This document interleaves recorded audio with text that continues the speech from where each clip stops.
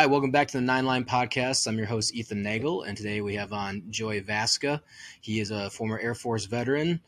He is the co-owner of Dreamseeker Productions, and he is also a guitarist for Stepping Sideways. So, welcome to the podcast, Joey. Thank you, man. It's a pleasure to be here. Glad we finally got to do it.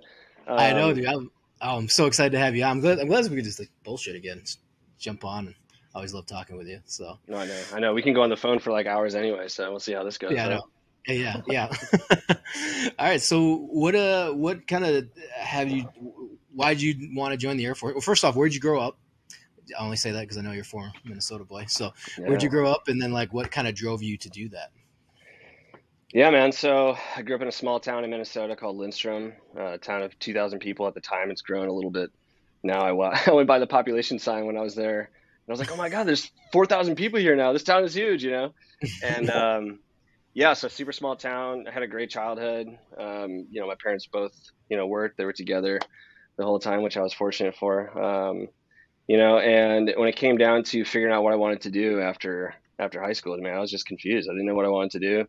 I'd always been interested in some sort of law enforcement or something like that, but I was also an artist at the time, and I wanted to be a rock star. I was like, dude, for a fact, I'm going to be a rock star. There's no question about it.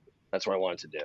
So when I brought up the fact that I didn't want to go to a university or a community college, my parents were like, well, what do you want to do? I'm like, oh, I want to go to music school. Well, they just kind of laughed in my face and like, we're not paying for that, man. Like, we paid for both your sisters to go to school and, figure something out.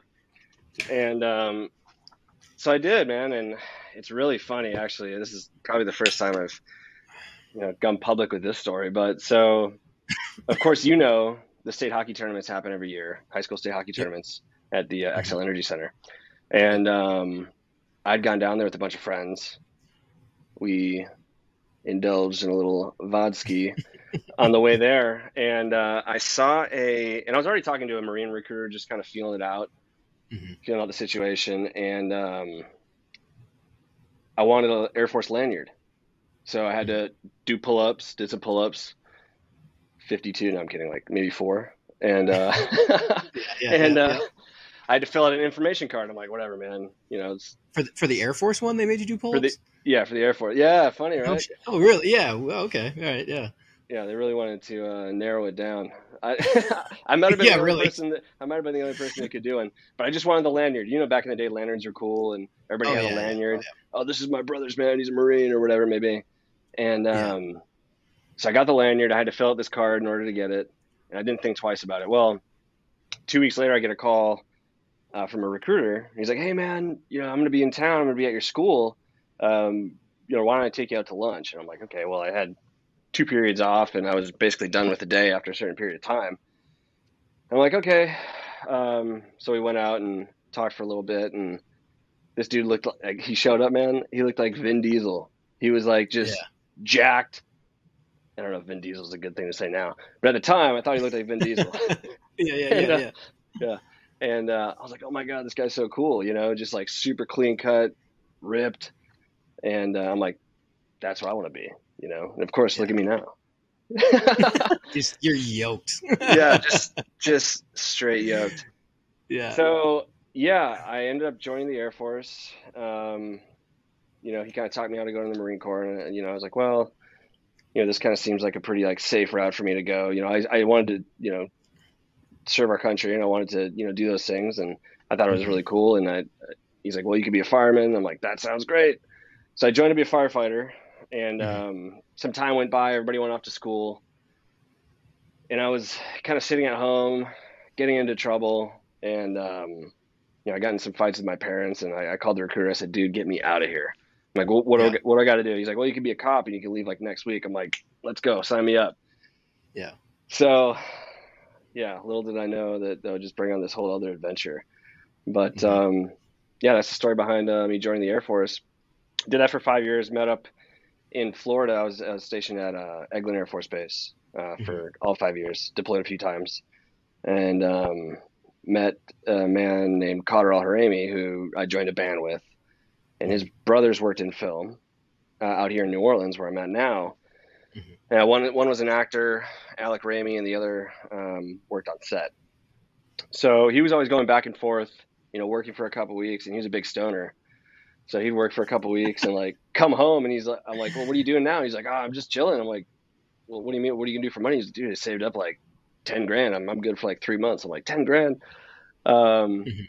so he would just sit and do whatever and massage people. He's a massage therapist. So it kind of, piqued my interest a little bit and sparked my interest. And I decided to get out of the Air Force. I didn't want to be a cop forever. And I was really interested in the music thing that we were doing. So went back to school, and, he gave me an opportunity. He said, hey man, there's a film starting. You should come to New Orleans and just drop everything. And I thought about it for about a week. And I realized, there's a great opportunity there to make a really great salary right off the bat. I mean, if you Mhm. work all the time, you're making over 100K as, a third electrician. Yeah. So I weighed the odds. I talked to my wife, who was my fiance at the time, and that's kind of how that played out. And I left everything, dropped out of school, went to New Orleans, and I started working on set. And my first show was a show called oh God, what was it called? It was a spinoff of Pretty Little Liars, and I'll remember at some point in this conversation.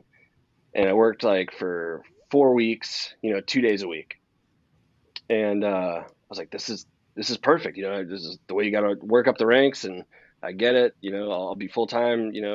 After a certain period of time if I work really hard. Well, the show got canceled, and Mhm.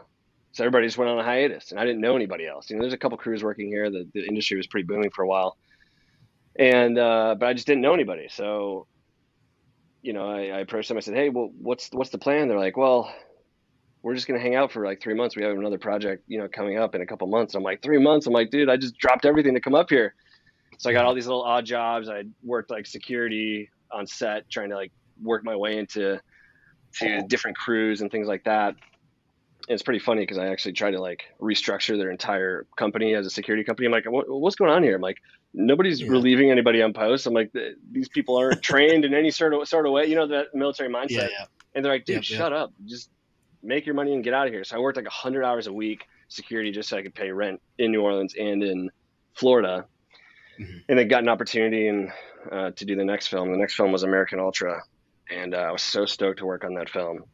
But it turned out to be a total shit show. It was a lot of fun. John Leguizamo and you know Oh, uh, Jesse Eisenberg and Jesse Eisenberg. Jesse was and super what's her cool. name? Kristen Um, Stewart. yeah, Kristen Stewart. Yeah. Yeah, so I was Did, really that stoked. wasn't Nick Swartzen in that one? Oh, I don't Was think he he in did. American Ultra? If he It might was, have I been a missed different him. stoner movie. Yeah, there might Yeah. have been a different one. Yeah, but I remember. Yeah, I remember that era of the stoner movies. Oh Kind of come man. back with the Seth Rogen and then American Ultra. What years were that then? Because they're So throwing it back to that was like 2010. Well, like 12, 2013. 13, 13, Yep. 13. Yeah. Okay. So then, so progressing through then, so did you ever go back to school to do filmmaking or do music, or did you just jump right in? Just like I'm No, going full bore. not at all. And it's funny. I was still continuing like that path of trying to become a musician or a professional musician, right? So we started recording Yeah. music, started putting it out, playing shows, trying to develop this whole situation with the band. And I just kind of had an epiphany one day after working for 4 years or so, and I Mhm. had gotten some really great opportunities, and I became a department head, pretty young, and I was in charge of people, and was Mhm. hiring people twice my age, and I'm like, man, like there's a real opportunity here to build, and I definitely don't want to be on set until I'm 50 because you see it all over the place. These guys walk around, their Mhm. backs are all screwed up, and they're roaming around set carrying ladders and stuff like that. And I had gained by then like a certain level of technical knowledge by working with some of the greatest filmmakers and Mhm. what would I say, technicians in the Yeah. game. One of my mentors was Richard Ball, and he, key grip Dallas Buyers Club, and worked with Robert Rodriguez for years and Mhm. years and years out in Austin, and he became a really great friend and kind of a mentor when it came down to filmmaking. So we started shooting stuff, and I had always like had fun shooting like as a kid, just little short Mhm. videos, and everybody watched CKY. So Yep. you go out Yep. and do dumb stuff with your friends, hanging off cars and driving. My friend Yeah. got my friend got a Subaru WRX for his birthday, his 16th birthday.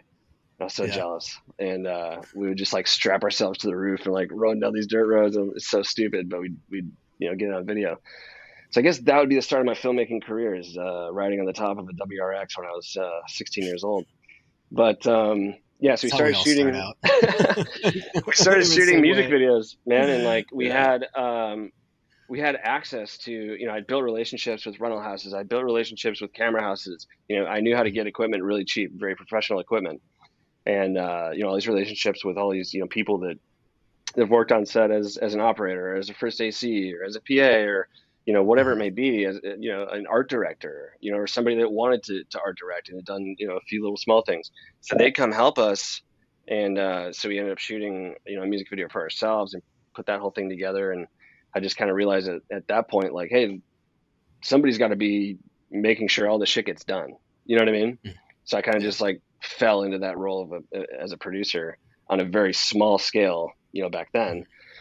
And then that just kind of built and built and built. So, people kind of started to see the quality of what we were doing, and they were really interested in how we were doing it. So then, the word of mouth kind of got out, and we started doing some bigger jobs and, things like that. And we went on and did the thing with Dan Crenshaw through Jared Taylor Mhm. from Black Rifle. And there's a whole story behind, Jared as well, which is pretty funny. Mhm. I lived with him for about a year back in like 2011 when he was still in the Air Force at Hurlburt Field. So we had already developed a relationship. He brought us in to do some stuff, and that was just a total blast. And yeah, things just started kind of spreading like wildfire after that, and just finished our first feature film, which is just incredible.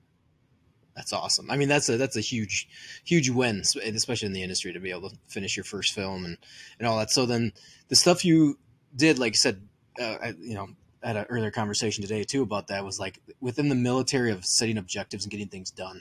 Was that something that you saw?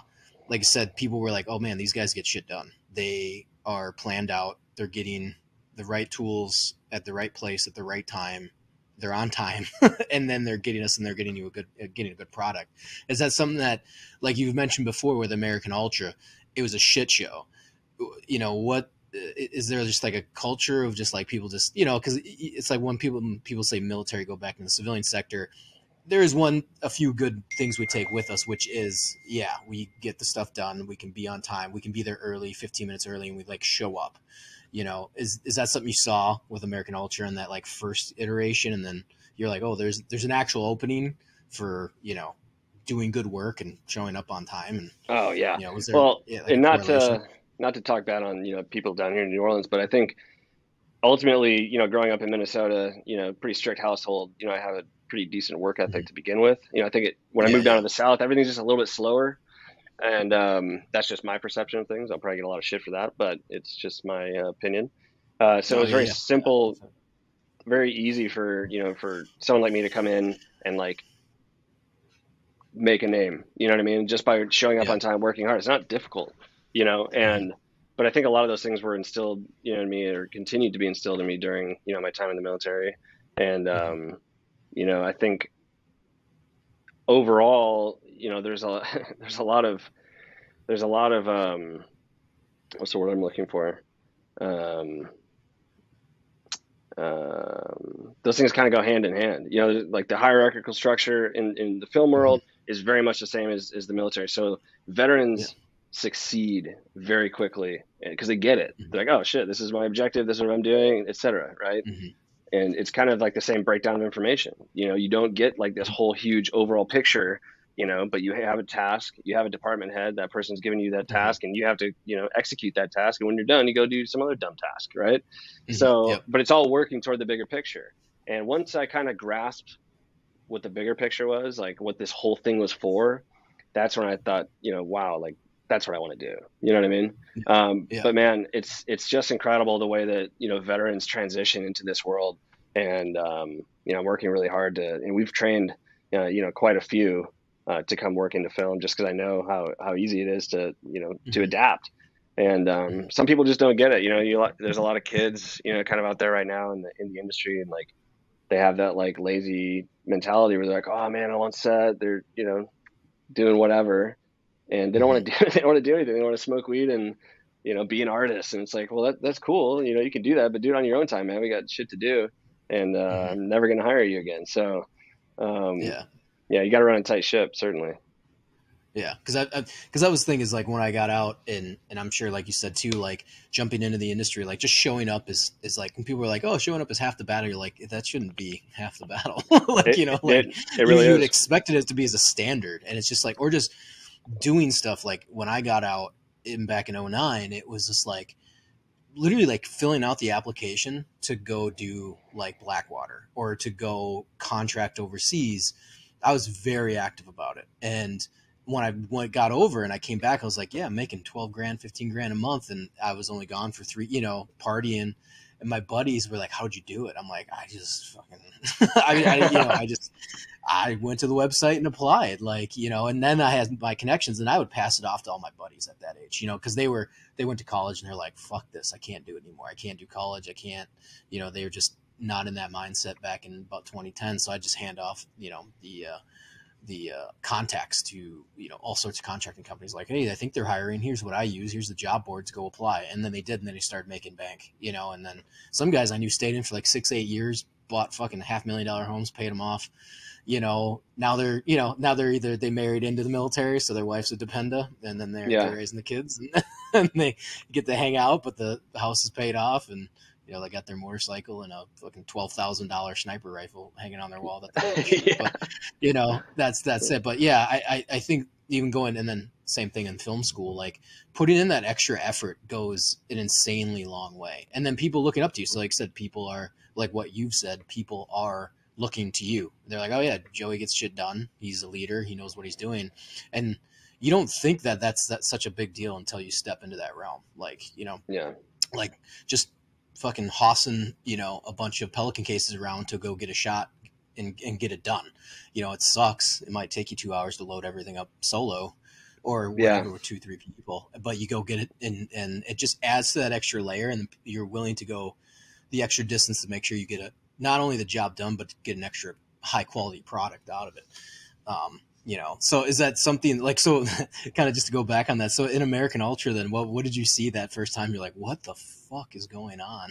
Oh, well, first of all, I mean, the show was a lot of fun. It was like the first time working on a comedy, right? So, and it was my first like full-time job. And it was just a blast. Like, I mean, the whole crew was incredible. Like the cast was incredible. Like I said, it's just, the movie sucked. You know what I mean? Yeah, like it wasn't that the show was a shit show, because they're all shit shows, but you just have to adapt. You know what I mean? It's always it's adapt and execute over and over and over on every single level, and all trickles down. Everybody has to have that, to a certain degree, especially department heads. But that one was just a bad movie. I was just disappointed in it because it was like, one of those ones where you go see and you're like, dude, this is going to be so funny. Like the sets were incredible. Like we built like John Leguizamo's house, and it was all blacklit with like stuff shooting out of women's hoo-has and stuff. So it was super, it's all blacklit. It was so cool. And it just, it didn't hit. So I was a little sad. And then that's like when I kind of realized like, oh man, like half the things I'm going to work on are really going to suck. Yeah. That's the risk too. I mean, we can kind of start jumping in more into the field itself. I mean, how we've talked before. How it feels when like sometimes you take on a project and you're just like, God damn it! Like the writing's on the wall. When some of the checks have been written, and you're just like the end of the day, you just want to make sure it looks good and it comes out. And like, sometimes I've been hesitant where I don't even take on projects because they're not willing to go. I'm not saying that they're not willing to spend the money, but you can kind of see the writing on the wall that it's going to be way more intensive, way more problematic, and they are going to just go into, run it into the ground, and then they're going to be pissed off at the end of the day anyways. I mean, I think that's something that like not only cinematographers, but my buddies that I came up with that were photographers, because I worked in both those fields, like they're like, just don't take the jobs, man. It's like the $500 job, that meme. It's like $500, 27 revisions, $50,000 looks great, and then they fucking write the check and they hand it back to you. Man, but even then, like, dude. And I had to, and in the beginning when like, you were really hungry and just like you wanted to please everybody, and you just wanted to get, oh dude, I can get that done, no problem, man, we can do this and this. And then like you said, then you start hitting bumps like, oh well, that's going to cost X amount of money, what else can we do? And then you got to figure it out. And if there's a solution, which is half the battle, is just figuring out a solution to a problem, then you can handle it. But, there's always those, clients, especially in the beginning, where I looked at myself and I was like, oh man, this was probably not the best decision to actually take on the job. But I wanted to do it. I wanted to challenge myself Yeah. continually over and over and over again. And then I'm able to take those things with me now. You're smart to be able to say, ooh, that doesn't sound right. I've been down that road. And, I had to get myself there after a few years instead of Yeah. just doing everything I could. And I'm like, well, now, Mm-hmm. that doesn't necessarily fit in my realm. I can refer you to this person or whatever it may be. And that's how you continue your network, because those people will always come back and not always, those people could come back and scratch your back and say, dude, I got a great opportunity for you. I'm tied up at this point in time, whatever it may be. Mm-hmm. So, I try to look at all those things, and yeah, you can, there's so many experiences now Yeah. looking back on where I'm like, oh, why did I even do that one? I know. Well, it's like, was it the exposure bucks mentality? Like, I mean, uh, I think everyone goes through that phase. Even if you tell someone new, you're like, you're going to do it and you should do it to a certain degree. The exposure bucks, get your, film some cool shit, kind of like there's no risk because the money isn't quite there, because they're like, oh, this will be really good content for you. You're like, actually, yeah, it would be, but I'm coming out of pocket. But Yeah. it's not so big that you're losing like 10 grand. You're kind of eating the $500 here and there, or they pay you 500, but you spend 800, on that kind of stuff. Not to super encourage that, but like in the early days, like I remember doing that, being like, okay, that stuff, what you learn and the creative freedom you had, like, is really nice. Like there's that nice beginner ground. They're like, yeah, we're just paying him $500 to do whatever the hell he wants, like, and Oh then yeah. you get it done, you deliver it, they're happy about it. But yeah, I mean, I always tell people, like, you're just gonna, it's like it's like cutting your teeth. You just got to do it, like, Oh to a yeah, certain dude. extent. Like, you just got to do Absolutely. it. Like, it's just, yeah, Yeah. And people, the common person, whether it's a musician or a client, from whatever, they're not an agency, you know what I mean? So and yeah, that's all a whole different, talk as well, but they have no concept. mm-hmm. There's a difference between a videographer and a production company, right? So Yeah, people, they yeah, don't necessarily understand that. They're like, what do you mean, man? I've got, $2,000 and I want to do a music video. And you're like, do you understand? Like, first of all, your concept is crazy. We have to bring in other people, art department. We have to build a set. We have to do all this stuff. And yeah, then this is probably a 2-day shoot, yeah, but in the beginning, like you said, man, I mean, what we did, and like you kind of touched on as well, is we just bit the bullet and we just said, hey man, fuck it. If I got to come out of pocket here, we're going to make this the best video possible. Right. But that was a conscious decision, and then you can't be mad about it. Right. Because yeah, you made that decision. You said, hey, no, yeah. I'm going to take this on. I'm going to make this the best possible product that it can be. And, you know, then you roll with it, man. Yeah. Well, you remember Red Bull Crashed Ice? They Oh don't yeah. do it anymore, I don't think, because of COVID. I think they might have. Well, they might be bringing it back now, but I don't think they have it this year. But before COVID hit, I filmed one of the athletes, and they ran my ad, and I did it for her, all the stuff. So I was like, oh my god, this is gonna be my in to Red Bull, or some, the way you think, especially when you're young, And I got a hold of them, and they were like a German company, and they flew. It must have been, because you start learning, obviously, you're in the production. You're like, yeah, man, I'm like not asking for, I'm just would be awesome to be a cam op or something for whatever. And they're like, oh, maybe next time when we come, we'll talk to you or whatever. And I'm like, cool, I appreciate it.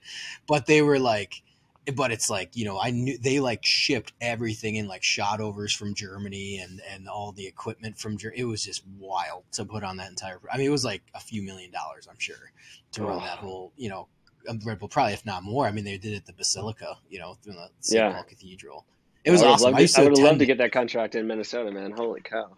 Oh, I know. Yeah. And like I said, I think they stopped running it before, well, maybe because of COVID. I think they might have killed it. I don't remember. But because I came back in Kuwait in It's a good 2019. excuse to So, stop because of yeah. COVID. So Yeah, exactly. Yeah, especially in today's economy. I don't know how Red Bull's doing, but but that was the other thing too. Is I've heard that too with Red Bull, that they're more they like to freelance out. They don't really hire much. They run a pretty lean and mean crew. But anyways, yeah. So being in the industry and stuff like that, what have you seen anything like changes in like going from film? Because it sounds, I mean, which is awesome. You were in that digital era and streaming era in its infancy, and then it's like the powerhouse that it is. yeah. So did you see that on set with like some of the old timers, like starting in 2013 and to where we are now? because I remember going to film school in 14 to 16, and it was like the boom of streaming. Not the death of film by any means, but the digital era taking over the, that talk. But it also kind of all came hand in hand, with streaming, digital cinematography. But like, have you seen a shift though from like movies into streaming shows and stuff like that? Like, where is all the heavy hitters still, or are they focused more on shows now, or are they more focused on films? Um, well, I mean, obviously, there's still tons of movies being made, right? And those old, Yeah, yeah, like we say old timers, but like those legends, like Bob Richardson and things like yeah, that, who I worked with last yeah, year. Um, yeah, they're obviously still around making incredible films. I mean, what that guy was doing on set there, I was blown away by. You know what I mean? But it's a product of like, our own society and like what everybody wants. Everybody wants to binge watch everything now, and everything has to be put into a series, and it has to be 8 episodes, and then you got to wait. At first, then you'd have to wait 2 years for it to come out. But what they're doing now is like they're doing seasons back to back to back to back to back to back to back, so that you can continue to stream Mhm. that content, and then they're on to something else. But yeah, I mean, I think streaming services and theaters are kind of struggling right now, each of them, because Yeah. there's tons of content.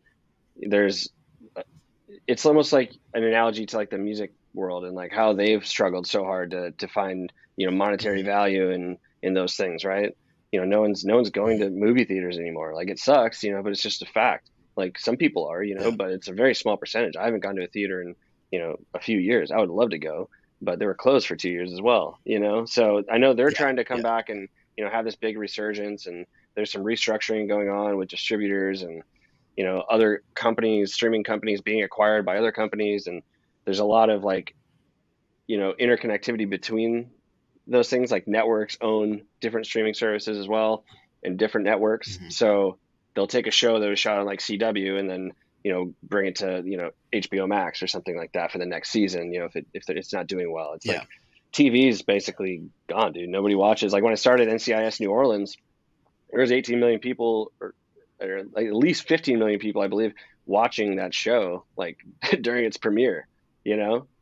like live. Which is so insane to think, like because you think about YouTube numbers, like when they're like, oh, it's this many people. Because I saw that with a graph, like with The Walking Dead, when they talked about like, the seasons 2, 3, 4, when people were super into it, it was like 27 million, like on like the first episode of like a season premiere. It's just bananas. Like it's an insane number to think of. I'm like, and like, yeah, there are a few YouTubers that might get that, but like you're still like those were the days though when everyone was funneled in though. Like I mean, it wasn't network, but it was cable, so Yeah. it was like still funneled in, almost like you're funneling views in the world. But now then streaming kind of blew that open, So Yeah. And TV is just like and we, it's yeah,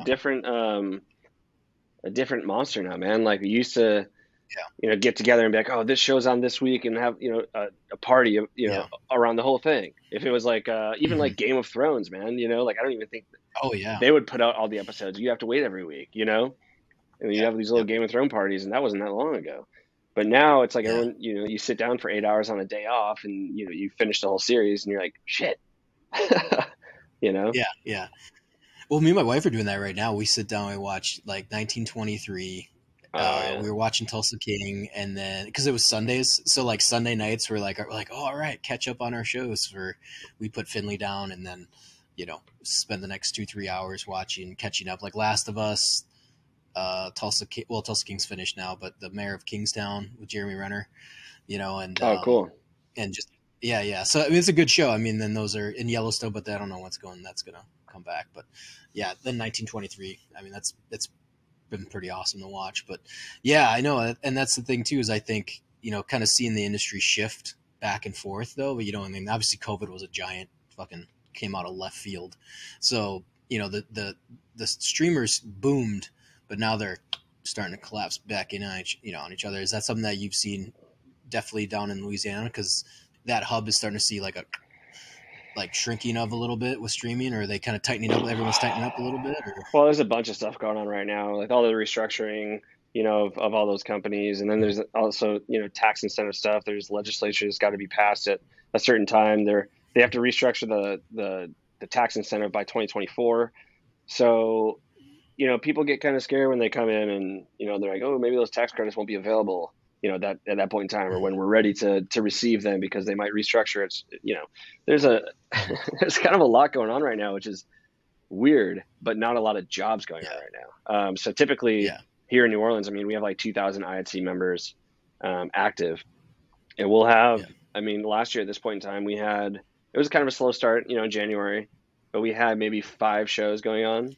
And then at one point last year, we had like 15 going on at one time, and that's employing everybody. We're bringing people in, we're hiring new people, and those people, join the unions and things like that. And we create, more technicians, which is wonderful. But we had a decent boom last year. And now, I mean, there's like maybe 3 shows going on right now here. And I know in Atlanta, they have about 8,000 IATSE members, and those are the film crew workers. They have maybe 6 shows going on, 6, 7. So there's a lot of people out of work right now, which is, really rough. I know my phone's blowing up every single day just seeing what's going on, or if I'm doing anything, or, people kind of come out of the woodwork, and once they start to get, desperate, and they're just hitting everybody up. So it's hard to see. I hope that, we can get some more things going, especially here in New Orleans. Yeah.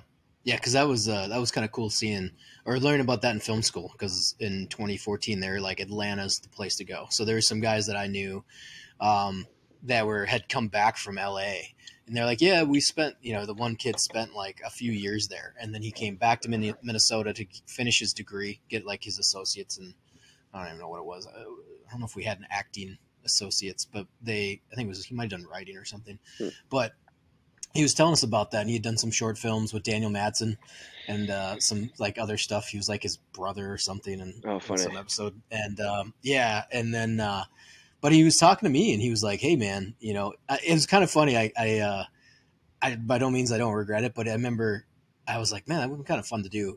Black Panther, they're shooting down in Atlanta, and he was like, dude, they need like veterans that are, for like extras, and like not stuntmen, but they were like more than extras. They need you to be like a little more tactical in your movements and things like that. Tactical, yeah, in your movements. And I was like, that'd be kind of cool. Like, I didn't know anybody down there though, and I was like, well, am I even going to break even if I rent a hotel or or whatever? And I was like, I was in really good shape and about 30 pounds lighter, so I was like, oh, maybe that would be like a fun time spend like a few weeks down in Atlanta on Black Panther, because back then, maybe they still do it now, but like he sent me the thing. It must be he was like in a circle. It's just like Black Panther needs former military veterans as troops or some shit like that. And I was like, oh shit, all right. It was just like a flyer. It's like, come on down, bring your DDD-14 and resume or whatever. It's on the side of a payphone. You're like, oh sweet. Exactly. Yeah, I go to throw in a quarter. Like, yeah. That's hilarious. But no, yeah. I mean, that's wild though. Especially hearing that things shifted from Hollywood, which makes sense though too. I mean, we can kind of dive into this a little bit, into the culture of like Hollywood is all out in California, but as a filmmaker, and when you this, I know this, when it comes to money, taxes, incentives, it's like that is a nightmare of a place to build a business, even though that's where Hollywood is. But then when I was in film school, they were like, no, they're not filming everything there anymore. It's Atlanta. It's New Mexico, Louisiana. Yeah. New Mexico. Yeah. And in fact, I think in that year, I think it was like, I don't know, it was like 2015. It just stands out to me because they're like, there was more film shot there than Hollywood. Like all the stuff, all the heavy hitters, as well as everything else, was shot in Atlanta or Louisiana in those years, because it's too expensive to shoot in California. So yeah, well, a lot of people come down for like cheap labor, dude, which also sucks because cost of living here has gone up a lot. So when I worked on the crew, it was people would come down, and I remember being hired as a local best boy, and then I had to go hire the rest of the crew. But I also had to answer to, the best boy of the New York crew.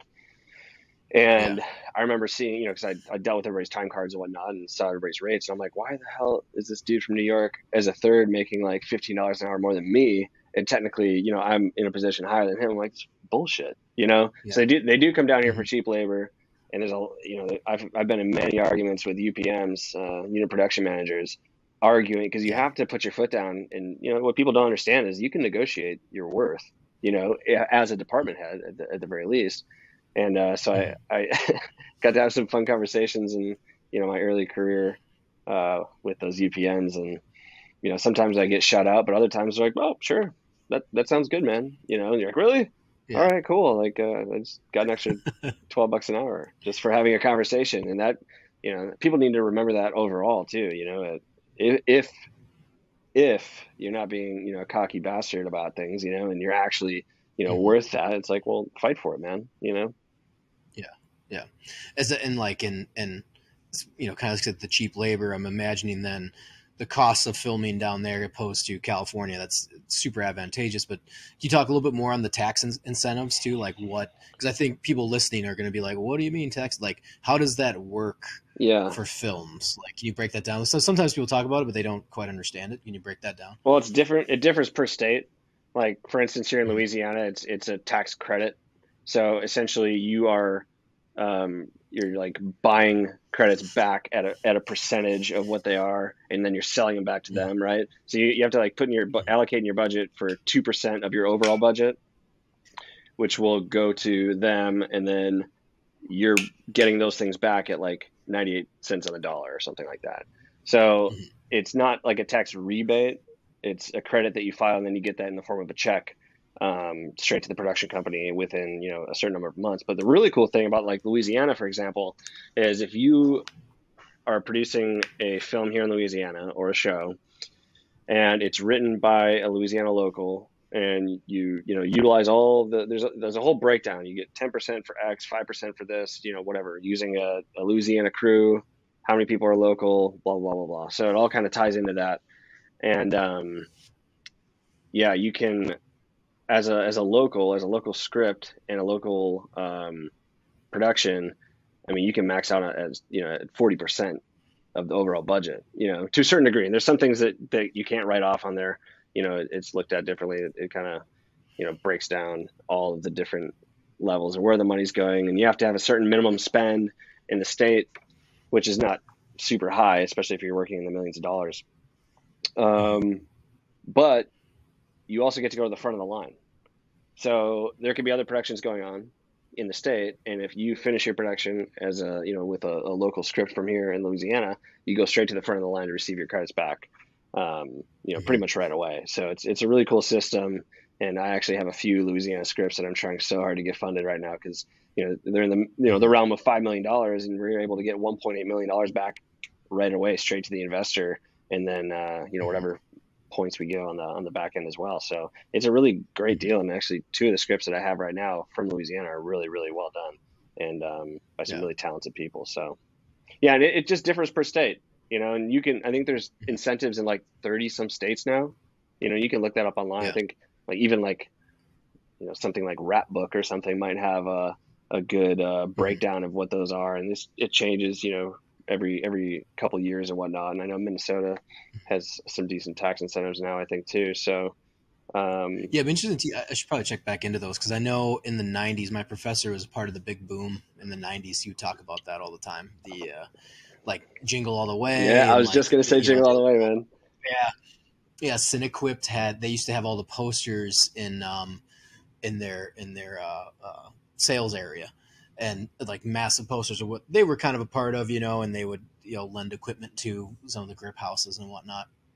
But they said Jesse Ventura, they were all pumped, and they're like, awesome, he's part of Hollywood. And I guess he just let them expire, like just didn't renew them, and it single handed like killed the industry. Like it just boom, it was like gone. I mean, there's still advertising and like it, but like the big Hollywood films coming to Minnesota were just like it's gone.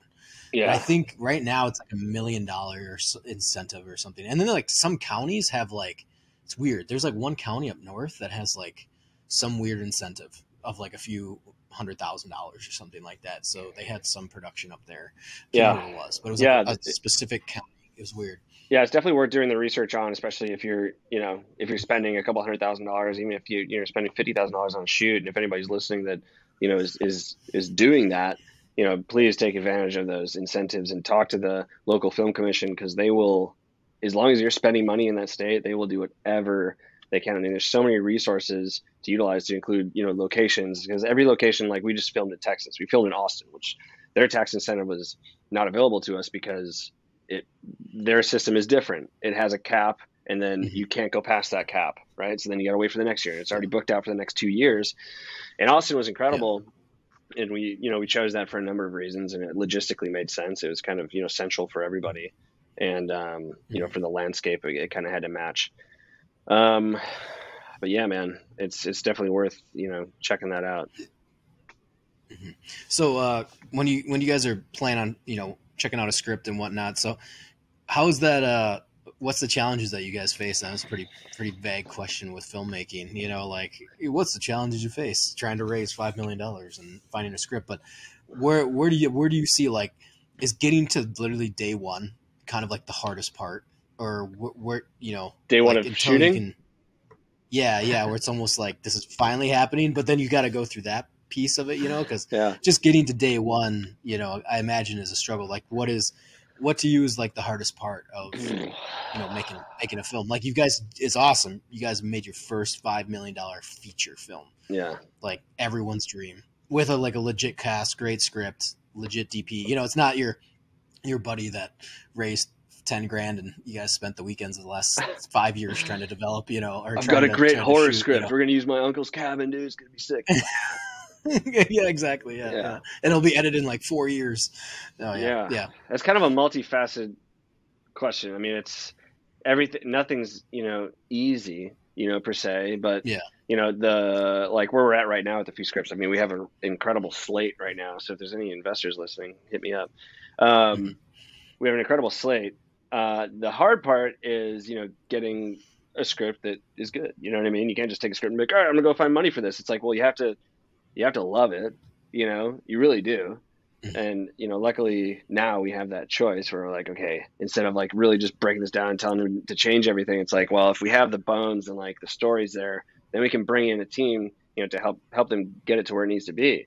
And in most cases, now we're working with some people that are just incredibly freaking talented and like it's almost right there. You know what I mean? So, I mean, the financing might be the hardest part as an independent filmmaker, to go get millions of dollars. You can't just ask your neighbor for that. You have to be connected to other people who are middlemen, and everybody wants a percentage of, this. There's 6 finder's fees, and you're like, by the time you get it, you're like, what the hell, man? And my philosophy is this: it's always, if you really love a project and you really want to find money for it, and there's a sacrifice there, right? Because the payoff is at the end, and that's what keeps you, in the game. You're not just taking, $300,000 off the top because I found this investor. It's like, well, put that back into the film and make it the best possible film. That you can always make a deal on the back end. You know what I mean? To say, hey, look, I found this, funding. This is what I want at the end, but it's all based on the success of the film, right? So that pushes everybody, especially that person, harder to ensure that this thing is getting to where it needs to be. But yeah, I mean, once you build the team, like say, we get something financed, once you build the team and like, well, schedule everything out, get the budget, right where it needs to be, all the planning and development finished, figure out where you're shooting, right? Figure out a date. How long is this going to take, right? Then you start building the team. But once you build that team and start disseminating information, I mean, then it becomes just this crazy like beehive of just, going on and wrecking little towns, for 24 hours and, moving on to the next one. It's the best, man. It's the coolest feeling. And to do something on a larger scale now is just like, yeah, so incredible. But once, dude, we built the best team ever. I mean, we had people working with us on this tiny film. It's a $5 million film, but it's small in comparison to many of the things that I've even been a part of, or even walked on set of. So it was just great, man. We had people that were, they worked on $100+ million movies, award-winning films, etc., and they were just down to do it because those were the relationships that we've been able to build over the last 10 years. So super thankful for all those guys too. So when you're doing the breakdown, especially on the back end, how much you guys allot for marketing? Like something that's like, hey, is that part of the 5 million initially, or is that just pre-production and production and what's in post? But like, what's the what do you do? Because reading all these stories, when people were like, oh, we got to break even like Avatar or whatever, when these even medium-sized films that are 50 million, 60 million dollars, the marketing on them are another 20, 30. Yeah, so therefore dude. you got to, it's $90 million you got to make back. But if you're only making back 40 to 60% on tickets, Yeah. and DVD sales are almost nothing now, I mean, you have to make $200 million for your $60 million film. So how do you, and you guys are, are smaller, but how do you guys navigate that, or how are you guys navigating that, especially in today's market? Yeah, we can touch on that right now. So obviously from the beginning, you throw marketing down in the budget and you allot, a decent chunk. And it's all relative to what the film is and how much. I mean, there's actually a lot of planning that has to be involved in that. What's the plan? Who are you getting involved? How much PR do you have? You know what I mean? What are the options here? What type of film is it? Who are we catering to? What's the audience, right? So, yeah, I mean, you allot as much as you can possibly off the top of the budget right away. And then while moving into, and then of course you try to save money throughout the whole process. That's why you have a UPM and a production manager and all these people kind of with checks and balances and how, accountants that are ensuring nobody's going over their allotted limit, right? Because there's a budget breakdown for everything. Everything has a line item. So, yeah, I mean, we were able to, do really well, on the film, and we're at a pretty good spot right now. The film's getting finished, thank God, so that's a good place to be. We didn't blow it up, and we have too much film right now, which is great, and dude, to be honest, like, this thing looks incredible. Everyone's just blown away from the people that have seen like little teasers and things like that. They're like, oh my God, like, you guys shot this for $5 million. And, but that was the whole plan, man. And that's why you have people come on that, that are going to kick ass and put a lot of time into it. But as far as the marketing goes, yeah, with this one in particular, it's, this was a health freedom film, so we know for a fact there's a major audience there because now, half the world has a distrust in, things that happen with COVID, CDC and all that stuff. And this kind of shows like a history of, hey, it didn't just happen now. It's kind of been happening forever. And we've kind of been, duped this whole time. So it's very, very, very interesting. But the approach that we're taking is that, hey, we have a beautiful film. We can market it to literally everybody in the world. There's nobody that's going to watch this film unless you're just like, unless you're just the most closed-minded person in the world. It's a great film, man. And I think it's going to spark a lot of conversation.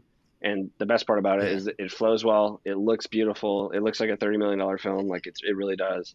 And, anybody can watch it. So we're trying to market it for that. A lot of the stuff that the director had done in the past is very much, on a certain side of things. And, it was very much marketed toward that. That's fine. Your base and who's going to watch it, but we know those people are going to watch this anyway, so let's market it to a very broad audience. And, it all comes down to even things like when people are on a streaming service and they see the thumbnail, they're like, oh, what's that? So all those get incorporated into the marketing of every aspect, poster designs, trailer cuts. Like, what are we actually going to include in the trailer? How much information are we going to, put out there? What, you have to be, pretty strategic on all those levels. But yeah, the more money, the better, dude. Yeah. And, we're continuing to fundraise for marketing right now. So, we want as much as possible. And the more people that can see this film, the better for everybody. So is that something a little bit easier now? They're like, here's the pretty much finished product, because when you come with a full product to somebody, you're asking for, hundreds of thousands of dollars or something from me, like, yeah, here it is. Like, it's not so much like a dream anymore. You're selling them a product that's already been finished. Now, whether is that a little bit easier than on the front end, or are you still seeing challenges? Say that again. I didn't quite get it. So if because you have a finished film essentially to still fundraise for the marketing, is that a lot easier than initially finding funding to just make it happen? So you're going up to somebody, be like, we need, I'm just making up numbers, but like $200,000. And they're like, I love the film. Be like, well, you got the money? You know what I mean? Like, cause it's already done. They're like, it looks great. The flow's great. It's a finished product. Is that a little easier than the front end? Yeah, I mean, it really just depends on what the subject matter is. For this one, I think a lot of people are like really interested in it. It's pretty captivating, and the information behind it is wild, and it's all based on a true story. So when people find that out, I think their heads are going to explode. But yeah, I mean, it's always easier when all the hard work is done. All the heavy lifting. all the heavy Yeah, lifting yeah. is done, and there's tons of opportunity there. So we'll see. Have you heard from any heavy hitters within the industry that are kind of like, we think it's great, we don't want to touch it, but we think you guys got something there, or that there's, like, not you, I mean, if you do or not, you don't have to say any names, but like, Yeah. at least something, that little pat on the back, like, hey man, you did fucking good, like from, some studios or Oh anything yeah. like that, where they're Whether like, it's yeah, yeah, finishing houses, entertainment lawyers, sales agents. There's a yeah, lot of people, dude. I mean, that are so afraid to say anything. And once you mention like yeah, health freedom, they're like, yeah, stay away from it. It could ruin yeah, their career. But I think yeah, more and more now, we're seeing. I mean, look at what Woody Harrelson just did on SNL. yeah, yeah, That's like great for us because it ties into our subject matter, and I think a lot of people are hmm, kind of just speaking freely, and it's like that's what you should do, man. Like, don't. yeah, But there's so much.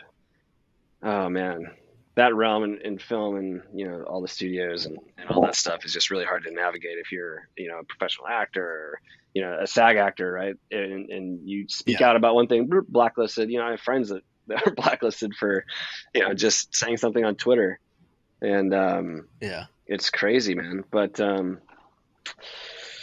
yeah. Yeah. Oh, It's anyway, I a- have certainly. So yeah, there's been a lot of yeah, people yeah, kind of coming out of the woodwork, like, oh man, I heard what you guys are yeah, doing. That's so cool, and yeah, don't let anybody know I told you that, but it's yeah. yeah, it's been really cool. Well, it's good. I mean, especially for future projects, I imagine that's like, that's your, not saying a pat on the back is your dream, but like when you do get that kind of like, hey, you're at the same level, because I think that's something that they told us. I remember my professor was like, when you do your job as a cinematographer, no one notices, which is what you want. Like even when a film looks beautiful, you're kind of like, because when I watch a movie, I'm like, this is a garbage ass movie because the lighting sucks, Yeah, the composition sucks. It looks like they shot it on a fucking, high digital camera from 2004, and then you jump into like, say what you guys are. I've seen some of the screenshots, and I'm like, Jesus Christ, like it looks like a film, and sometimes you can't quite say why, yeah. but it's like it looks like a movie. So in just getting to that, as just to finish a film is a big deal, but then to make it look like a film is a big deal, and then to make a good film is an even bigger deal, and then you can just compile on. I mean, everything is a hurdle up to that. Every aspect is a hurdle. So yeah, I mean, is that like something that you guys just feel good about? Like, all right, well, at least it looks good. You know what I mean? Oh Like man, we got to where we need to get, you know what I mean? Like just for somebody to go, yeah, that's a good movie, Joey. Like, yeah, I liked it. You know what I mean? Like when a giant blockbuster comes out, people are just going like, yeah, I mean, it's a good movie. I mean, that's like the biggest win that you can have. oh Like a yeah, normal, like my dad being like, yeah, it's just a good movie. I mean, that's like the one, the response you want, because you're gonna have your fanboys, you're gonna have your critics, you're gonna have your whatever, you're gonna have, but just like the normal average person be like, yeah, that's just it's just a good movie, man. Like, yeah. and they paid And a that's what ticket we to go want. see it. That's exactly what we want, and Yeah. that's what we're cutting this film to be. We're on rough cut number 4 right now. So Hmm. it's funny because it's all raw, everything right now, so it looks like garbage, but then Yeah. I slap a LUT on it and I exported it myself so I can watch it, over and over and over again and Yeah. actually have a decent look at it. And Yeah. yeah, dude, it just looks incredible. And we had to put out a little teaser for an event that we had, and that was of course all colored and beautiful. So I mean, yeah, it looks Hmm. incredible. Um, and you can always tell, even with raw footage, like the composition and the lighting and all that, even if it's flat and gray, Yeah. you can always tell it's gonna look great. And dude, like Yeah. our talent, our actors were unbelievable. I mean, just incredible. So yeah. Hmm. Is that something like, have you, it's kind of speculating here, but have you kind of reached out at all to some of the smaller production home houses that actually do produce, like you got the $5 million feature off the ground, but like people bring up Bloomhouse, and back in the day it used to be Weinstein, but like what Bloomhouse is doing, with small budgets, makes like 5 6 of them in these high concept low budget type films, Yep. but they, you have one or two hit. Have you talked, I'd say talk with Bloomhouse, but have you ever talked with some of these guys or that are in that, or gals, or guys or gals that are in that realm, that are like, yeah, you kind of have the right formula. You got a Yeah. great script, great actors, smaller budget, make a profit. like, at the end of the day, you're making art, but you're also trying to make a profit. Like, Yeah. have they Yeah. ever I reached haven't out talked to to you, those or guys. talked I haven't to talked them? to those guys in particular, but I mean, I've had tons of friends who, I mean, they come down here and shoot, 4 or 5 films back to back to back to back. Just kind of like what you said. Mhm. It's just like having a portfolio. It's just like, you have your slate, you go Mhm. shoot it, you get funding for that whole slate. If you shoot the whole thing and 2 of them, kick major ass, it pays for all of them, and then and then there's more, of course, afterward. Um, so it's a great concept, and of course that's what everybody wants to do. And sometimes you just can't get the funding as an independent, to do that. And then Yeah. you got to start somewhere. I'm still young, I'm 32 years old, and but the Mhm. goal is exactly that, is to have a studio and continue to build and shoot multiple films a Mhm. year. And I love where we're at right now, of course, but there's always got to be Mhm. an aspiration, to do more, otherwise, and to Mhm. innovate, right? Because if you're not changing anything and you just continue to do the same thing, unless it's fucking epic and incredible, you're going to get phased out because someone's going to innovate off of you too. So, yeah, Mhm. man. I mean, that's a great question. Luckily, I've brought in other people, who've been doing this for a very long time, to kind Mhm. of push us along as well and help us out, in certain aspects of things. And, that was just part of building the team, people that have worked at, Mhm. networks and all these big production houses and things like that. And they're Mhm. super interested in what we're doing. Um, Mhm. Bringing those people on provided a lot of insight as well. So, Mhm. Yeah, and now we've talked a lot about the production side and the technical and everything like that. Do you see a little bit now, kind of diving a bit more into the culture, because obviously that's everywhere, and everyone's got Twitter and Instagram and everything, mm, and YouTube. You're kind of seeing this, not backlash, but I would say backlash a little bit to it, but like stuff that people are putting out, like the hero's journey is not necessarily being followed anymore. So you do have, I don't say gender swapping, but you're starting to see things that are kind of like, well, this is unrealistic. And not saying it has to be unrealistic, but you're starting to see stories that really, are being pushed by, like I said, I don't want to say wokesters, but you're kind of seeing that more and more and more. Like, and then films flop. Like, a popular one is like The Last Jedi. Like, everyone was completely divided on that, and it made money at the box office, but they did a scramble for, the third installment and brought back J.J. Abrams and threw, every single memory that anybody. I mean, Lando Calrissian was in it. Like, okay, and that guy was like not on his deathbed. He's still alive, but I've heard a few stories that they're like everyone felt bad for bringing him back because yeah. he was like dementia, looking at like a postcard, barely making eye line Oh, just geez. to get through the scene. It's So like Joe is Biden. that something that you kind of? Yeah, right. Yeah. So it's like, have you kind of seen that a little bit, like in the culture, kind of get a little bit loose, here, like, hey, maybe there's a pushback too. We want to see, John Travolta and Nicolas Cage fucking swap faces and, Oh shoot yeah. guns in slow motion, with an amazing story structure. Like, get back to that, not to go Michael Bay with Transformers, but I mean, not to be like, man, the 90s, they were fucking great. But it's, sometimes I watch a movie and I'm just like, God damn, that's so good. Like, it's so good. It holds up, story holds up, acting. It's an absurd premise, but it sells. And then it's just like, I don't know, maybe it's just there's so much content out there today, but it's just, I feel like the standards drop so much. I mean, have you, people in the industry, have you guys kind of been exploring that a little bit? Like, is that just because of digital technology and it's democratized, or is it No, I studios, or or like it's more studio esque, or yeah, it's yeah, definitely more. Everything trickles down from the studios and the networks, and it's yeah, super weird, man. It's a super weird time because it's now what people want. Like literally, people aren't asking for that. You know what I mean? So you have these weird people in charge of yeah, things. They yeah, want to be super woke about it, and score well on their ESG score or whatever that's going to be. And it's like, yeah, dude, nobody wants it. And then you have a film like Top Gun Maverick come out, and people go apeshit over it. And it's like, well, no wonder, man. It's like that's what people want.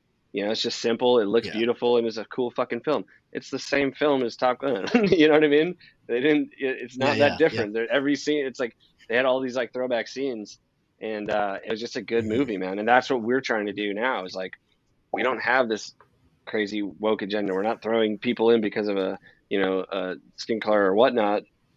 It's like, dude, does it portray the actor? Yes. Are they a great talent? Yes. Then fucking let's go. You know what I mean? Do they look good on camera? Yes. So, Yeah. you know, it's really weird. But I do see pushback, and you know, there's a lot of pushback from the general public, of course. You know, and it's like I don't know where they think all these people want to see these types of films. I mean, I opened up my phone this morning and I saw like the new Peter Pan has like they're getting I did backlash too. Yeah. because they have girls Yeah. in you know as Lost Boys, and I'm like, well, that's weird. You know, it's really Yeah. Yeah. strange, Yeah. man. They're And like, I'm a little it's like, nervous. that's, You know, that's you and I both mhm. have you know young children. You know, and it's getting really hard to like filter their content. You know, because Misha Mhm. watches YouTube all the time. You know, which is like the one thing I told myself I wouldn't let her do. Like, and she's just Yeah. like Yeah. zip zip zip zip bing ding ding. She's like it's incredible. I'm like Yeah. Jesus, man. And you know, she's watching you know all these little shows on YouTube and whatnot, and I'll catch something every once in a while. I'm like, what the hell? I'm like, oh my gosh. And she understands everything, dude. You know this. Like Mhm. they can. Yeah. Yep. I mean, they understand. They mimic. They're just. It's crazy, man. Yeah. So yeah, I'm hoping to do the same thing with some children's stuff here soon too. Something Okay. came across my desk, which is really freaking cool. So I'm really excited about that. And Yeah. I think there's a Yeah. huge market for that too. But dude, I think there's a lot of pushback, and I think that people, you know, will make that pretty clear. You know, it just sucks that there's so much politics involved in award shows and things like that as well, where it's like, Mhm. how did this film win? You know, like they always push Yeah. Oh the yeah. super Yeah. woke film where you know Yeah. what was the last one? Oh man, the water, the one with the something about water. Oh, how did I forget the name? Oh, The Shape of Water. Shape of Water. Yeah. Did Yeah, that was a few you? years. Yeah, that was Oh, like, you loved that film, didn't you? that was, no, I didn't. No, it was like, it was okay, but it won. That would have been, God, that was like maybe 2017 or 18. And it's just like, it was weird. It's Guillermo del Toro, and I'm a fan, but I'm like, that was a weird movie that like won. And the one I was most upset about was Parasite. Oh yeah. My wife could be like, I was visibly like rageful, like, because you knew what it was like. And the lineup that year was stacked. I mean, it was like Jojo Rabbit, it was 1917, it was, Yeah. and then they had Parasite, and then there was like two or three others that were just like bangers, and it was Parasite. Like, it's a shitty about shitty people doing shitty things in Korea. And it was like, that's it. Like, and there's no, it's not like, it wasn't good. It just wasn't a good movie. It was like, okay. You know what I Yeah. mean? Like, and you look at what was stacked, you know, with, I think Deakins won his, didn't he? I think that was the year he won his Oscar finally. They were Yeah. like 1917, Deakins won his Oscar. Yeah. And so you have 1917, you have Jojo Rabbit, even like Jojo Rabbit. I was like, that's a great film. Like, and it's original and it's like heartfelt, but yet it was dramatic, you know, like hits all these tones. And then, you know, like I said, that was the beginning of it. You know, like I said, I think it was the Trump era. You know, it was very much, you know, because that was right before COVID. So it was very much like, we're going to give the award to the Koreans because they're Korean. You know, and that was it. Like, there's no other reason to do that. Cinematography wasn't that good. I mean, you could go down a rabbit hole. But yeah, I mean, you know, yeah, Shape of Water was one. I was like, at least like there was like a little bit more story. There's a little bit more risk, Yeah. but it was still kind of weird. Strange, Like, strange she's like concept. banging. Yeah, she's fucking a A fish. strange concept. Yeah. So Yeah. So it was weird. It was, I don't remember what I was up for that year, but I was like, that was a weird year because you're like, what? That one? Like, out of everything? yeah, You know? I was Like, surprised, okay. and now I Whatever. just don't care. Yeah. But it's yeah, Yeah. Yeah. I think there's gonna be a huge pushback, dude, and I think that you know it kind of started this year Mhm. with Top Gun. I really hope that people like continue to you know fight and say, hey, you know, Mhm. this isn't what we want to watch, you know, and I think they're showing that Yeah. by you know with the ratings and everything that's going on, and that's part of the reason why there's so much restructure going on with the streaming services too. So Yeah. Because I've seen that too with like shows. They're just starting to cut shows. But again, though, you, like I said, you see the new Peter Pan, or you see like some, I got to imagine that's, you know, more coming from internal, like Disney. I mean, I have Disney. Um, all the stuff that we've seen so far is like, you know, but they're from the old school, like, you know, like Brave, you know, Finley likes watching Brave. And, you know, I mean, it was funny though. We threw on Wreck-It Ralph, and there's like a lot of violence per se in Wreck-It Ralph. It was like video game stuff, you know, and uh, my wife's like, oh no, I'm like, we're officially parents now. Oh yeah. I was like, you're yelling at me not to have her watch violence, and then I'm like, this isn't appropriate for her to watch, Oh, no. or something that's like, what else, or being like the old man and be like, that's not appropriate. Why are people doing that? That's not right. Oh, dude. I've said that about like what they show on Netflix. I'm like, that's just too sexual. I don't know why it's on Netflix, or some shit. I've caught myself doing that. It's funny you say that. It's funny you say that because my parents Yeah. just came and visited us, and my dad's like 66 years old, and he still kicks my ass in golf. Mhm. I took him out to play golf a few times because they came down to Yeah. get out of the snow, and they left. And Katya's like, she's like, you're your dad. You're just like, arr. Yeah. I see that with disciplining Finley. I see my mom like absolutely in me all the time. Like, no, we're not doing that. No. And Amanda's like, oh, you're the discipliner. I was like, yeah, I guess I am. Like, I didn't think I would be, but I am. Like, and yeah, it's crazy to see it. And I agree with you that next generational turnover, because you look back on it and this is kind of like a, maybe a broader scale, but I think you can, as a creative and a filmmaker, is, yeah, we are creating art, we are creating film, but we're also creating like the hero's journey, and we're also doing like perpetuating culture and heroism and rising above, because that's typically what most films are about. You're always rising above a certain issue, or I don't know why I'm not being able to speak straight right now, but it's like there's an objective to meet, and there's adversity, and you got to overcome that adversity. Yeah. Like if you almost look at every single film, even in Face Off, even there's the ticking time bomb, or whatever. Yeah, it's a structure. You have to feel. It's a structure. Yeah. And like humans have that. And when you go off the rails with it, or you create characters that aren't deserving of that, like audiences don't respond well to that. Well, it just seems forced. And I feel like it's forced. Yeah, absolutely. Like I roll my eyes at a bunch of shit. Like, we were, and Amanda is, I think she's starting, or at least my wife and friends, they're starting to kind of realize that a little bit more. It's like, look, you can have great stories with these characters that are, what do you want to say? Not even say wokesters, but you can go with the minority groups, or you can go with, as long as the story is great and it's being told well. Like The Last of Us, I always keep bringing this up. I was like, episode 3, everyone's talking about. It's not because they're gay. It's because it's an amazing story. Yeah. Like, I don't know if you've seen it yet. No, you were telling me about it. Just how incredible it was. Yeah.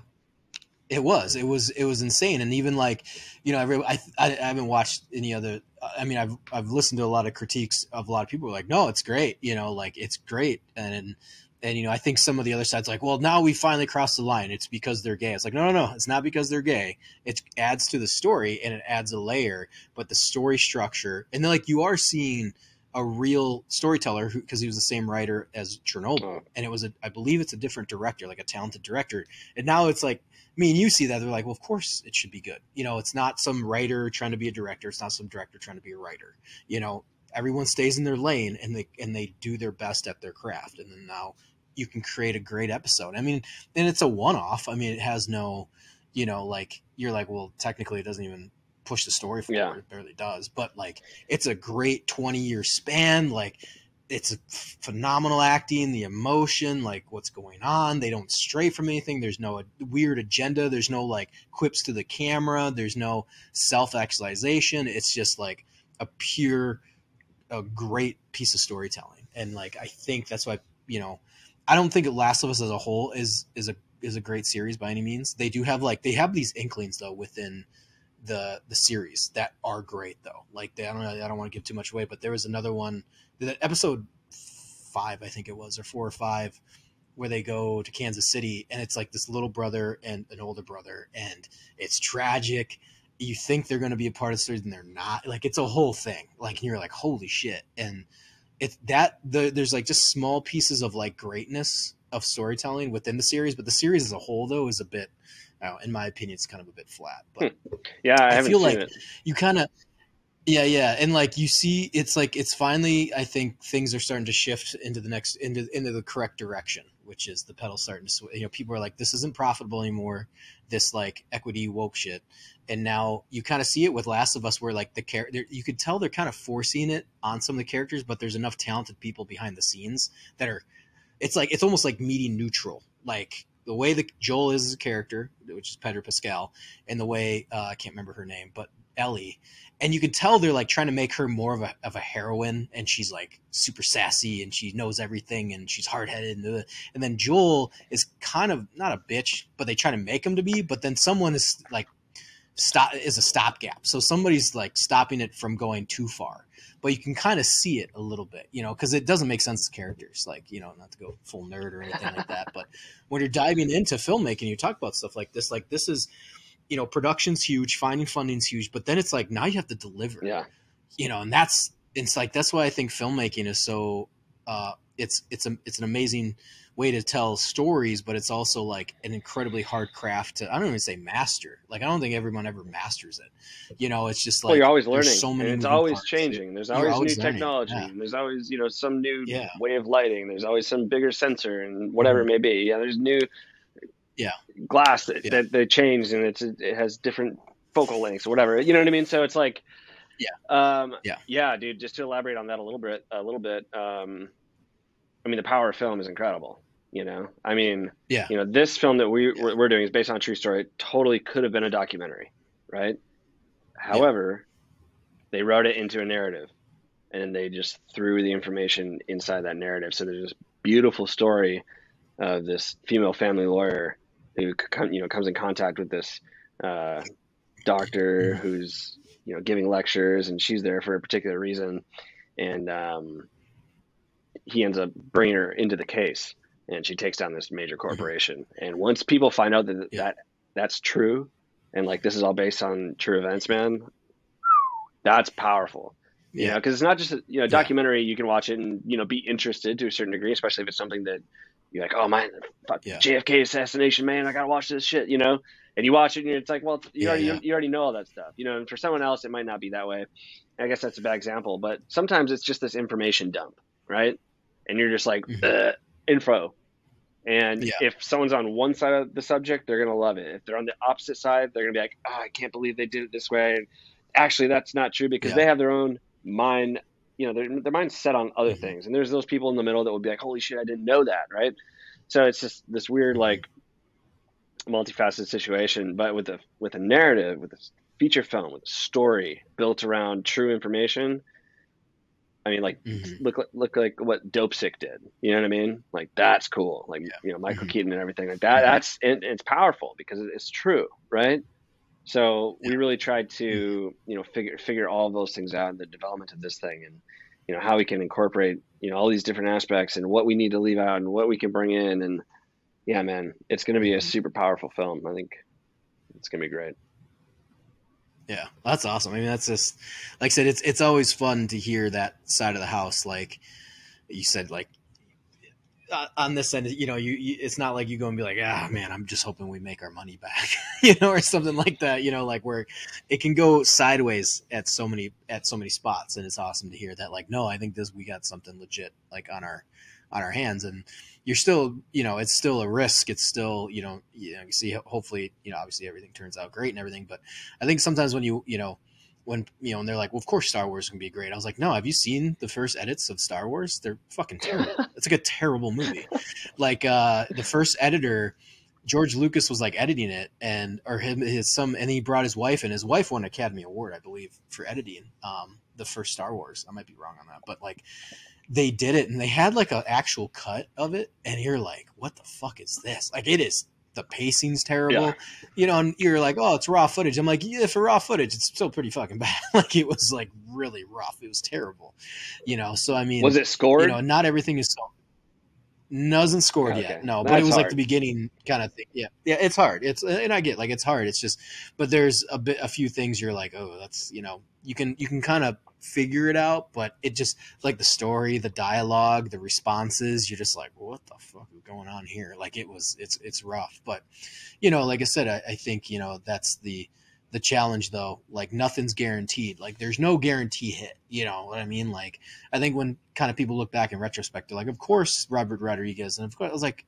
sometimes I'm like, yeah, well, I mean, are you kidding me? Like, you watch some of those movies, they're not that good. You know, they're like, I can't believe Tarantino made Reservoir Dogs. I'm like, every dipshit today can make Reservoir Dogs. I mean, like, he's, you know, it was a good script, but I mean, like, you're kind of like, you know, I don't want to say democratized, but like, I think there's a little. It's obviously it was a very hard Hollywood system even back in the '90s. But when you still kind of be like, oh, fucking five guys in a warehouse, and they're going back and forth on their stories, it's like, I don't know. Like he's the guy that managed to get funding to pick up the camera right away. I think that's something that we do as film nerds talk about a little bit more when people don't understand. Like, how hard it is to fucking change out a 35 millimeter camera. Yeah. I mean, you know what I mean? Like, it's not just like picking up your, me like coming over. Like right now, I can come over to your house with my camera rig and be like, all right, let's make a feature and like make it. We can do enough to make it look like a feature, at least to a certain extent. Yeah. You know what I mean? Like, but back then, like, good fucking luck, man. The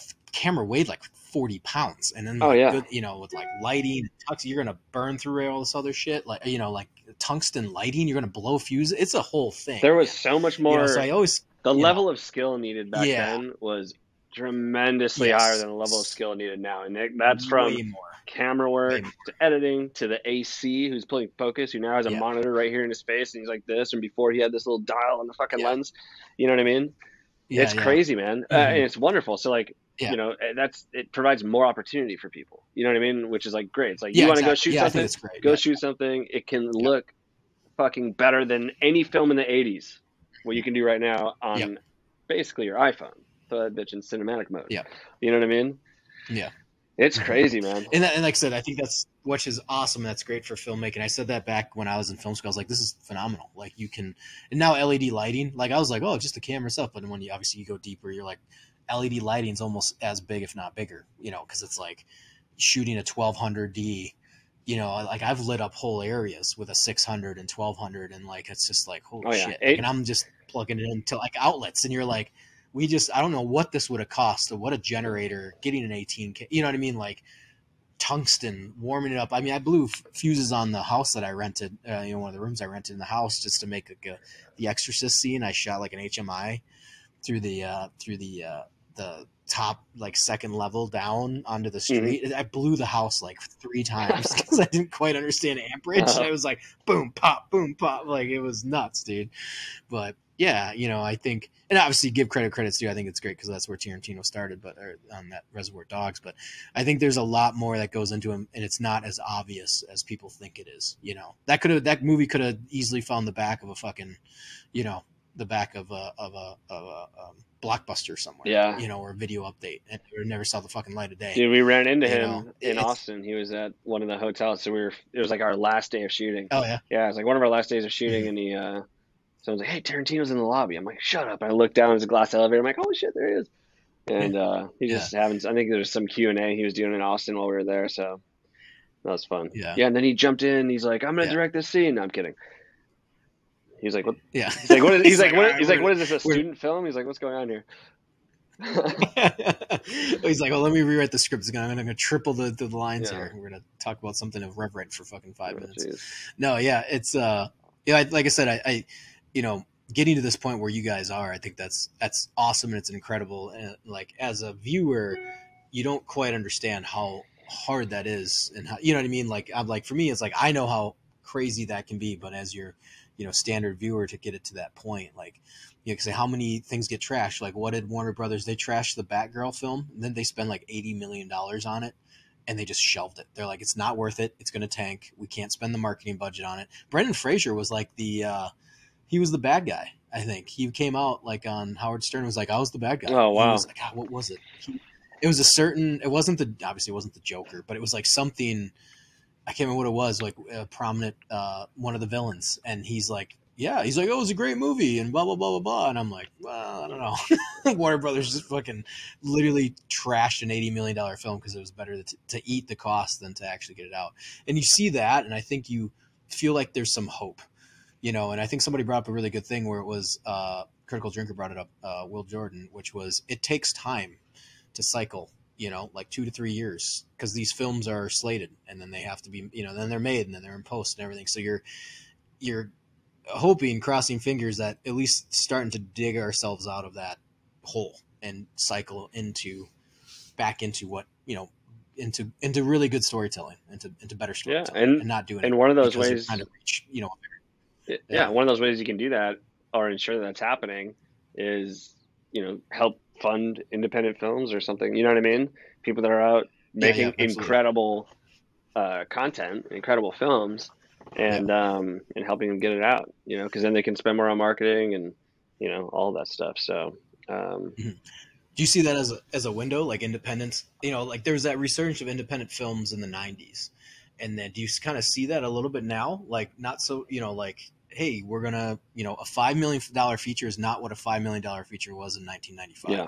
5 million in 2023, you could literally make it like a visual effects masterpiece. You know what I mean? Or you can go into some crazy realm, or you can, because of the way technology is, and just who's the talent is per se. You know what I mean? Like not you're not making Lord of the Rings, but you're, you can do something off the wall. You can do a Richard Linklater, and God, what was that movie that he did?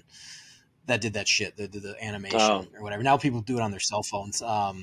Scanner yeah. Darkly, where everyone's all whatever, and that was like a big deal back in like 2004, and now you just do it on a cell phone. But do you kind of see that being maybe the next wave, like a big independent resurgence of like good, high quality independent Yeah, filmmaking, I think so. help push the industry Yeah, forward? well, I don't know. I don't know if it's going to push the industry forward, but I think it's an outlet that deserves attention. A lot of those films go, straight to the, festival world, and you can go see tons of incredible independent films that you'll never see again, in any of your, Mm-hmm. big city festivals, or if you go, to any international festivals. But yeah, what I'd like to see is, some sort of really great streaming service for independent films. So Mm-hmm. if Is there none currently out there right uh I mean, you have options, but I don't think there's one that's just, purely now? branded for that, which I think would be necessary. Mm-hmm. I think it'd be really cool. But Yeah. yeah, I don't know, man. I hope it has a resurgence. It's Yeah. my world now. Yeah. I was gonna say, yeah. You're like, I hope it works. Gotta make this money back. Yeah. No, that's awesome, bro. That's great. Oh shit, man. That was a great conversation. I think we're about an hour 22 in. So, yeah. Where can people find you at, and what can they kind of look out next from you and all that kind of stuff. Yeah, certainly, certainly. So dreamseekerpictures.com is our website. You can jump on there. You can comment on or join our mailing list or anything like Mhm. that. Joey at dreamseekerteam.com is my email. You can reach out to me if you're, interested in doing anything. Um, Instagram is Joey underscore sideways. I'm never really on there, but shout out the Yeah. band as well, Stepping Sideways on, Spotify Mhm. and all that. If you're into the metal, then the metal's into you, Yeah. baby. So, you know, it's a good time. You want to listen to that stuff in the Awesome. gym. Hell yeah. But Hell yeah. yeah. Hell yeah, that was great, man. I'm pumped that you came on. This is great. We're gonna have to definitely do this Oh, it was a again. blast, So, dude. but yeah, yeah. Thanks for coming on, and Good night, Ethan. Thanks, brother. Take care. Tell Tyler I said hello. I will.